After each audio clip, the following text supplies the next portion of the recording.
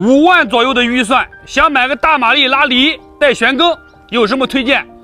国二大泵的束河1354，2016年的国二大泵东方红6缸发动机，这是一个 TF 桥大轮胎，后轮胎是18.4杠34的，强升强降多路阀都有。